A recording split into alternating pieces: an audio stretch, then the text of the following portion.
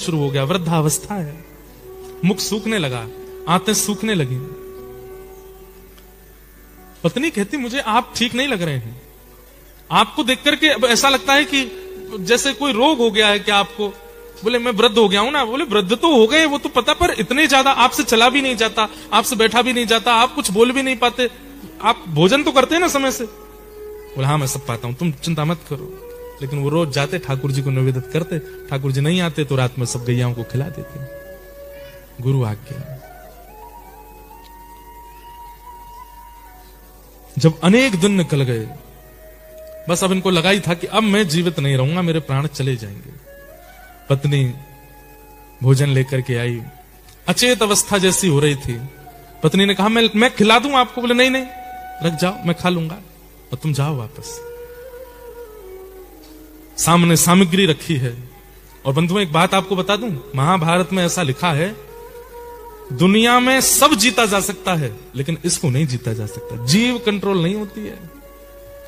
वासुदेव जरा कष्टम कष्टम निर्धन जीवनम, पुत्र शोक महाकष्टम, कष्टात कष्ट करित क्षुधा।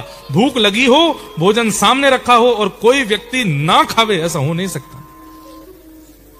ज्यादा से ज्यादा 2-4 दिन अपने मन को मार लेगा, 10 दिन मार लेगा, उससे ज्यादा नहीं मार सकता। बोले कि ये अकाट्य सत्य है, सबका त्याग हो सकता है लेकिन भोजन का त्याग नहीं कर सकता व्यक्ति। उसने नहीं पाया। अंतिम क्षण चल रहा था, ठाकुर जी को बुला रहा था, इतने में ही मुरली मनोहर श्याम सुंदर साक्षात प्रकट हो गए। प्रकट होकर के उसके सामने जैसी आए तो जितनी उसके अंदर ऊर्जा नष्ट हो चुकी थी, सारी ऊर्जा पुनः वापस आ गई, नेत्र खुल गए, ठाकुर जी का साक्षात्कार हो गया। ठाकुर जी सन्मुख खड़े हैं और सन्मुख खड़े ठाकुर जी को देख करके गोपाल नेत्रों से अश्रु प्रवाह होने लगा। ठाकुर जी के आगे वो सूखी रोटी और वो सब चीज सामग्री धर दी। भगवान बड़ा विलंब लगाया आपने आने में, अब पा लीजिए। सामान्य सी रोटी और वो जो सामग्री थी उसको ठाकुर जी पा रहे थे बैठ के, और इतने भावुक हो रहे थे गोपाल के उस प्रेम भाव पर। ठाकुर जी ने कहा अब हमने पा लिया, अब तुम भी पाओ। तो जैसे ठाकुर जी देखा तो उसके हाथ कांप रहे थे, तो ठाकुर जी बोले तुम रुको हम पवाते हैं, और अपने हाथ से ठाकुर जी गोपाल को पवा। ऐसा अद्भुत भाव ठाकुर जी को लगा।